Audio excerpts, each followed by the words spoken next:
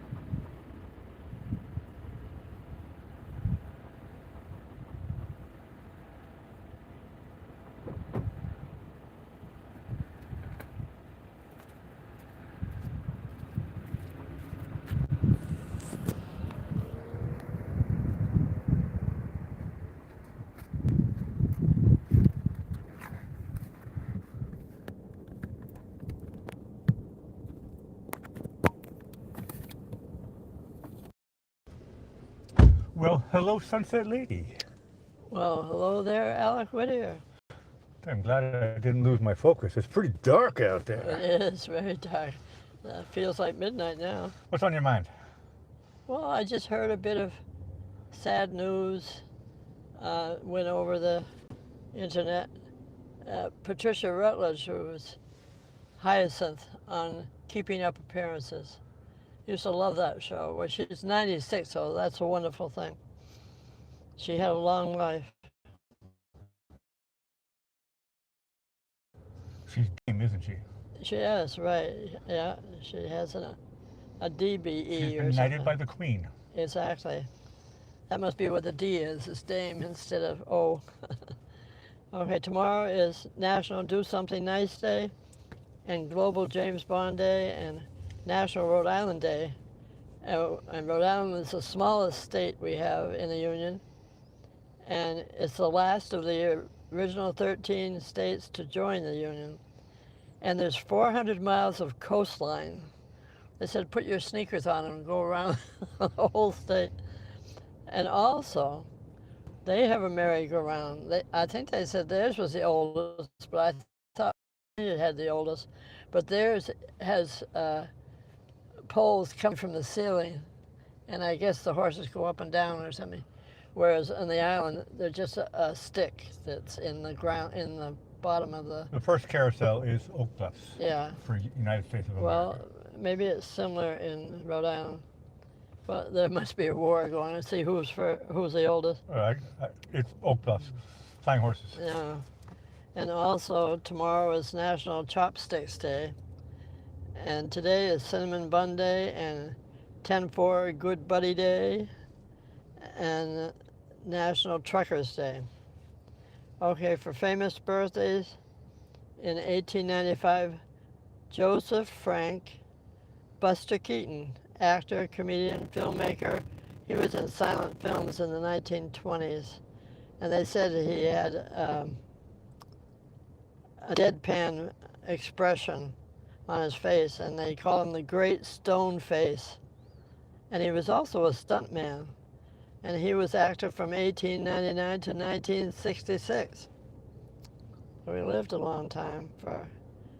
Okay, now, in 1923, Charlton Heston, actor, The Ten Commandments, Ben-Hur, and he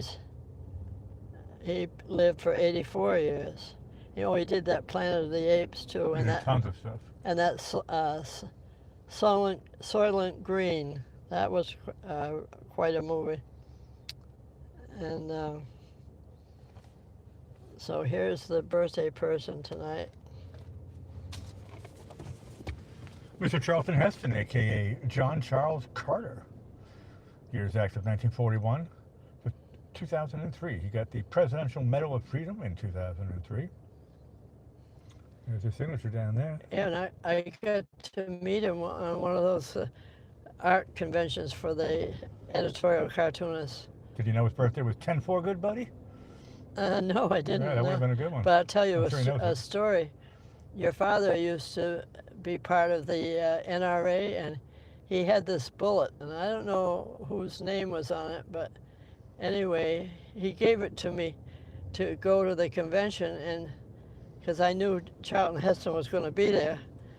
So I went up to his table. I got to meet him personally and his wife, and I showed him what your dad gave me this bullet, and I had to go on the airplane with this bullet on a chain around my neck. It's a wonder I got through for coming on the airplane. So I made it with. Anyway, I showed him. He smiled about that. I told him your father gave it to me to come see him. You didn't get an autograph on the bullet, did you? Well, no, he gave me his home address in California because I was going to send him, I was going to do a picture of him. And I think he passed away before I got it done. And so I did it tonight. Well, happy birthday to Charlton Heston. Yeah. Yeah. That was a thrill for me. Oh, yeah. That was A Brush with Real Fame. Now, in history, in 1675, a Dutch mathematician called Christian Huygens, he patented the pocket watch. I don't know if my grandfather ever had to repair pocket watches. Okay, and in 1883, the Orient Express departs on the first official journey from Paris to Istanbul. And then I looked it up, and the final run was 94 years later. I always wish I could go on the Orient Express. I like trains. It went through Vienna, Austria. I used to watch it go through. Oh, there you go. There's A Brush with Fame, too. 1957, one of my favorite, or our favorite TV programs, your father and I, Leave It to Beaver, debuted on CBS. That was a great show. Oh, yeah. And 1958, the transatlantic commercial jet passenger service began with BOAC. That's the British Airways, right? Now the quotes tonight are from Charlton Heston. He said, "I like portraying heroes of antiquity whose values were grander and more spectacular than those of today." And he said, "The film itself and my role as Moses will always remain one of the creative peaks of my career." And he said, "It's been quite a ride, and I loved every minute of it." And he said, "I've played 3 presidents, 3 saints, and 2 geniuses, and that's probably enough for any man." He's right about that. Probably all rubbed off on him. Okay. Yeah, those would have been wonderful words that he had to say. Okay, tonight our humor is with chopsticks. Awesome. So get your chop suey ready. Okay. What do you call broken chopsticks? Worthless. Useless. That's a good answer. The one they said is they're called chopped sticks. What did Obi-Wan Kenobi say to Luke when he saw him struggling with his chopsticks? I don't know. He said, "Use the fork, Luke." Use the fork. That would be me. Did you know I tried to teach my grandma how to eat noodles with chopsticks? No, tell me about it. Well, then she accidentally made a sweater with them. That's cute. What do Chinese lumberjacks do? I couldn't tell you. Well, they chop sticks. Ah. Okay, you know that I have legs like chopsticks? Yeah, skinny legs, you want? Sure. Yeah, well, because they're skinny and hard to use. I have a hard time walking. Hard to use, that's funny. Why did the chopsticks break up? Ooh, they parted and went separate ways. I don't know why. Well, because they just couldn't stick together. That would be my case. That's good. Stick together. How do you call a chopstick that can't stop talking? A talking walkaholic? Well, that's one answer. They said it's called a chat stick. What's a chopstick's favorite game? Pick up sticks? Bingo. It said pick up sticks, of course. There you go. And you got it. What do you call a chopstick that tells fortunes? A chopstick singular that tells fortunes? Yeah. I don't know. Then it's called a mystic stick. Which brings us to our mystic of Chuck Norris. There you go, yeah. Mr. Chopsticks himself. The man, the myth, the legend. Well, here we go. Only Chuck Norris can drink a glass of water or a bowl of soup with chopsticks. Just envision that. I can see it happening. Chuck is the only one in the world that could do that.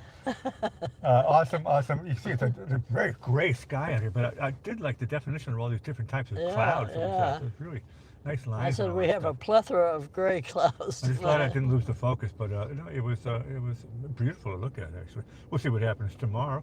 I'm Alec Whittier signing off. Over to you, Sunset Lady. Well, sometimes gray can be pretty, huh? Oh, yeah, sure. Okay, well, thank you, Alec Whittier. And we want to thank all those who have subscribed to our channel and shared these heavenly sunsets and afterglow shows with their family and friends, and hit the like button on their way out. And we'd appreciate a comment under our video. And sweet dreams as we play our theme song you wrote under Whittier called Running Around This Town. And I'll say goodnight for now. Hope to see you tomorrow night, and hope to see the sun tomorrow night. And all the best from Sunset Lady.